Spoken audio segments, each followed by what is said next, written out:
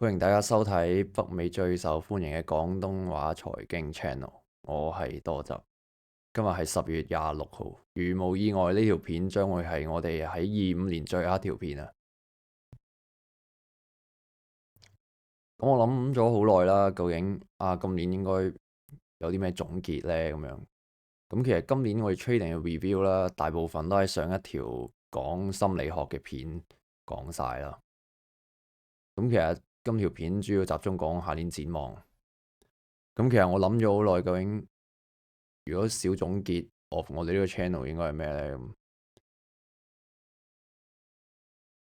呢樣我真係諗咗好耐，因為如果我話如果今年3-4倍你都做唔到啊嘛，真係好鬼入。咁我又咁樣講又好似好串咁。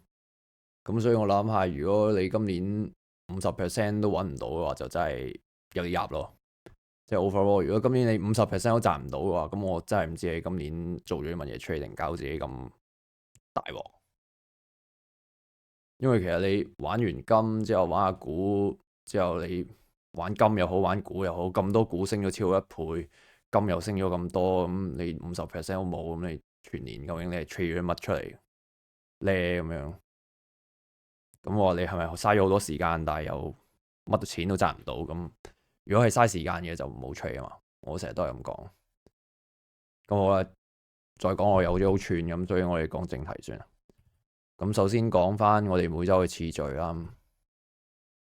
咁首先講 interest rate 先啦。上2個星期我哋講咗啦，Pot dot chart 而家就係講緊下年聯儲局投嘅官員投票咧，其實分散得好犀利嘅，由3.0啦至到3.75咧，都係最多人投嘅。咁去到27年先再算，唔講27年。咁啱過咗1個星期啦，而我哋1月啦會維持個息率咧，而家有大約81% 嘅人咧預計會維持個息率嘅。咁之後去到3月啦先會減一次息嘅，7月再減一次。咁下年預計就係減0.5% 嘅啫。咁我諗下年其實都係，因為下年其實你有新嘅聯儲局主席嘛，Powell 90%都會炒噶啦。咁我話大家睇下新主席喺6月左右上咗台，究竟會點樣玩先咯。即係其實你7月至12月嗰一紮，其實你睇呢度都冇意思，因為我哋都要睇下邊個上台同佢同阿 Trump 究竟合作成點樣。我話 U curve 咁U curve 之前咧，如果你有留意開 U curve 啦，咁大約半年前咧，我哋短債啦，其實喺4.3至到4.4左右都有嘅。咁3個月內嘅短債去到4.4以內啦。咁之後條 curve 就喺度 U 型咁上翻去噶嘛。咁而家我哋見到短債咧，其實全面咁俾人壓低咗落嚟噶啦。咁其實呢個咧就多得 stable coin 唔少嘅，因為其實 stable coin 咧，如果你有睇到佢個白皮書的話啦，其實佢每 issue 一個 stable coin 咧，其實佢要買1蚊嘅 short term treasury bond。咁其實喺呢方面就壓低咗好多短債嘅息率咯。咁但係長債一直都壓唔低嘅，咁所以其實最令阿 Trump 頭痛嘅就係呢樣嘢，搞佢都搞唔低個長債。不過要講又講成半個鐘啦，唔岔開話題。即係 Fear and Greed Index 啦，而家 Greed 就而家係 Greed 啦，上個星期 neutral 嘅，咁唔去到 extreme 我哋都唔使點樣理佢。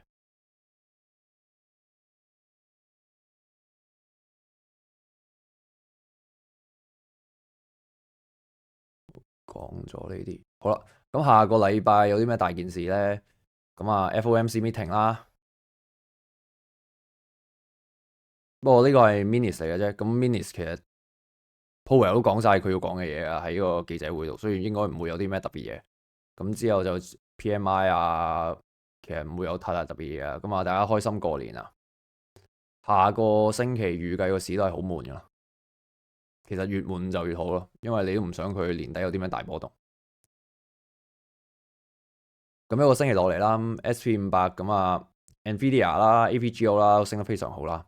咁其次就係 Google Oracle 都做得好好。咁 Oracle 真係好多人問我買唔買，咁我不停都係講就係話你跌嘅時候唔買你就買唔到。咁另外 Finance 都做得好好，其實 JP Morgan 啦、Morgan Stanley 啦同 Goldman Sachs 啦，其實呢幾隻嘢咧，佢哋投資落 technology 方面嘅錢咧，其實好多，佢根本越嚟越似一隻科技股添。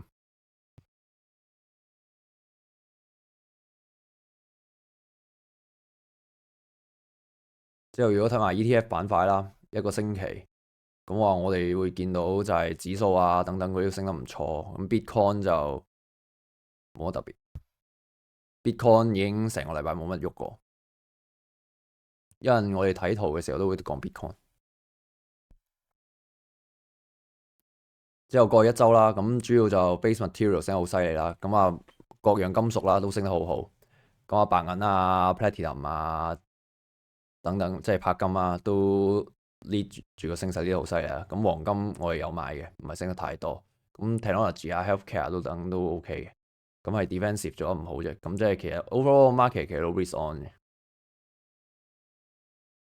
earning 方面啦，下個星期就冇 major 嘅 earning 出嚟。之後去 disclaimer 完咗之後就係講股票。以下內容只作教學用途，並非投資建議。如果要投資嘅話，請自己衡量風險，並作出自己嘅投資決定。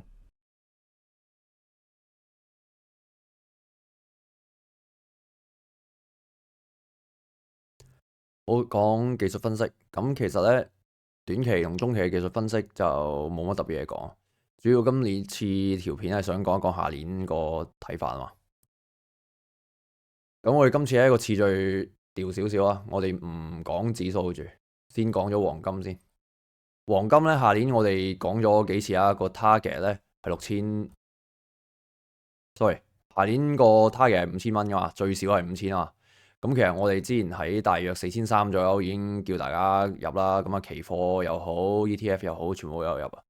咁點知呢個星期已經升咗差唔多5% 啦。咁搞到本身預咗下年就係話你做唔到15% 嘅，即係由呢度開始去到大約6000蚊左右嘅位，做唔到15% 咧，講下咁你不如買黃金就算啦。咁 base case 就係黃金15% 啦，所以其實你做咩投資都好，你應該睇住黃金嚟做。如果你炒股你覺得唔會賺到超過15%，就唔好炒股，買黃金就算。咁你買黃金你就可以諗下究竟你係買 ETF 啊、2X ETF 啊，定係買期金咯。但係黃金嘅 option 就好難買嘅，咁我唔會建議大家買黃金嘅 option，最好就係期貨。咁我哋頭先講咗黃金 base case，如果你要15% 嘅話，咁 ES 你買標普500，咁話你要預佢幾多你先可以 break even 到黃金嘅升幅咧？咁你要大約要睇到 SP500去到8000，你先至抵買咯。呢樣嘢係。咁其實 overall 你成個標普500係升勢行緊噶嘛 ？OK，咁呢個暫時不變啦。咁我都講咗好多次，其實美國股市 overall 最後都係會升。如果國策冇咩重大轉變的話，或者如果唔打大仗嘅話，佢 overall 都係會升啊。咁而家短期嚟睇就係話，我哋最近2-3日收市，其實係已經收穿咗前頂噶啦嘛，企得好穩陣添啦，喺呢個 box 上邊啦。咁而家睇唔到佢話有啲咩好大嘅回調壓力咯。咁就算佢回調，其實都係喺升軌嗰度行啫嘛。即係你最多見到佢去到 box 底，或者同時間個櫃底，即係話大約6800點左右，其實都跌到好盡啦。咁呢個跌幅有幾多啫？嗱，我由今日開始拉落去，咁大約2.5% 啫嘛。但係你升幅你要 aim 超過15% 咯，因為你黃金你 base case 15% 嘅時候，你冇理由唔 aim 標普500有15%，否則你應該買黃金。咁納指啦，納指都係啦。納指其實你會見到呢兩日啦，收市嘅位咧，其實都高過呢幾日嗰啲上影線啊。其實都應該打得贏呢紮上影線嘅，打得贏之後咧，就佢又應該繼續支上去嘅。咁你會 aim 就係1月或者1月底破頂咯，希望佢可以 NQ。咁如果唔破嘅，咁咪又去翻呢啲位個環咯。咁呢啲位都係講緊25000左右。咁你可以回嘅空間唔係好多啫嘛。咁如果你係重某隻個股嘅，即係 Nasdaq 入邊 let's say 我求其講啊 Broadcom 又好 Nvidia 又好 Tesla 又好，或者 Magnificent 啊，咁話你唔知邊隻會跌多啲，邊隻會升多啲啊。但係 overall 你 Nasdaq 你就會係咁睇咯。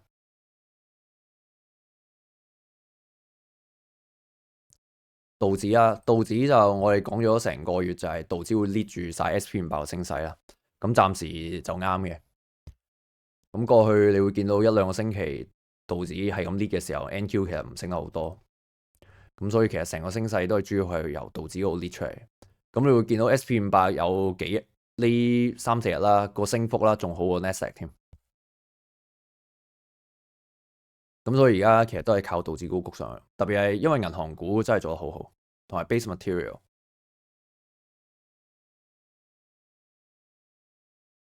咁羅素就夾住個升軌係咁行啦，support 就喺呢度大約呢啲位置啊。不過羅素你都係要好揀股去玩啦。你買成個 index 嘅話，我就覺得你不如買納指會爽啲咯。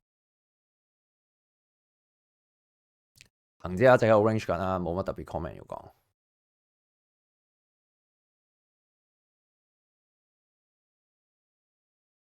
咁但係如果講下年嘅話咧，你買大 A 可能會爽過買恒指咯。恒指真係一劈屎嚟。之後日本啦，日本自從新首相上任之後啦，就谷得越嚟越行啦。咁如果你睇日本股市嘅話，你可能要睇埋 UJ 咯。咁 UJ 而家其實冇夾得翻落去啊嘛。咁你睇個市，你都唔會有啲咩好大波動啊。其實最好佢就好似前幾年嘅 Nasdaq 咁樣，每一日夾少少夾少少夾上去。咁新嘅首相都好肯 pick up 唔同嘅改革啊等等。咁所以其實你好快睇日本，你會睇好佢咯。至少你唔會走去沽佢先啊。咁黃金頭先講咗啦，你冇15% 嘅話，你總之你買任何資產，你唔預計自己有15% return，你係買黃金好啊。同埋你個倉裏邊最好點都有少少黃金咯，就算你幾睇好其他 assets 都，因為其實你下年如果股市調嘅時候先買股票啊，即係好似我哋啱啱嗰一年嘅策略咁樣啫嘛。其實下年應該都差唔多同一樣嘅走法嚟，所以你個倉裏邊有黃金係非常重要。石油啦，石油我哋一直睇淡啦，咁啊最好就去翻嗰啲43啊、46啊左右嗰啲位啦。咁唯一風險就係我第一冇沽石油咧，直到咁第一佢行得好慢啊，第二就係委內瑞拉唔知會唔會打仗。如果打委內瑞拉嘅話，油價應該會支上去。咁話但係會好快就完啦。如果真係打委內瑞拉，著一聲就打完。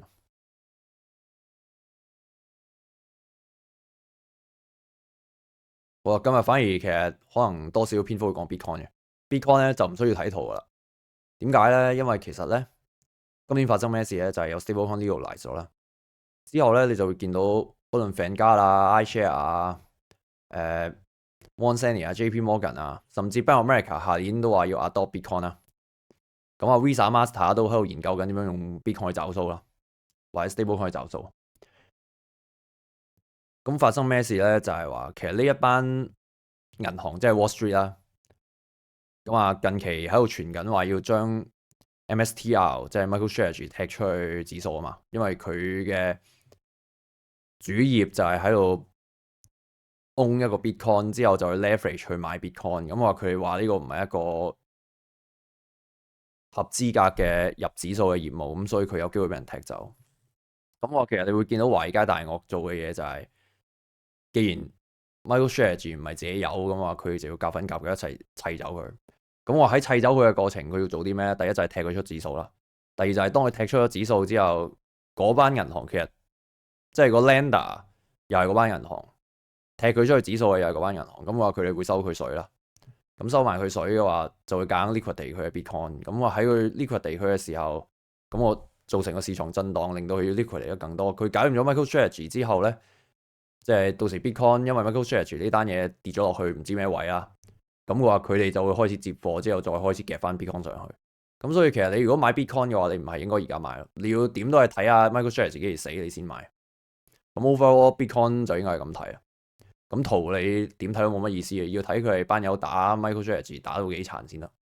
咁其實呢樣嘢喺成個新聞都講得好沸沸揚揚，咁都似華爾街做嘢都係同一個套路，所以你都唔會 surprise MicroStrategy 俾佢哋打到 PK 咯。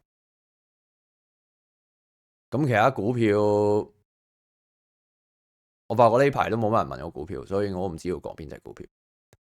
但係大市就係咁咯。總之黃金 base case 15%，你打唔贏黃金就買黃金。你如果叻仔打得贏黃金嘅，你先至好買嗰啲咁嘅產品 sector、product 指數 whatever。咁啊 Bitcoin 你就唔好搞住啦。Bitcoin 就你要等啊 MicroStrategy 死咗你先再買 Bitcoin。咁今年揾錢係極之容易啊，可以話。咁啊，下年我都唔知，下年我自己覺得應該比較難。咁啊，祝大家好運啊！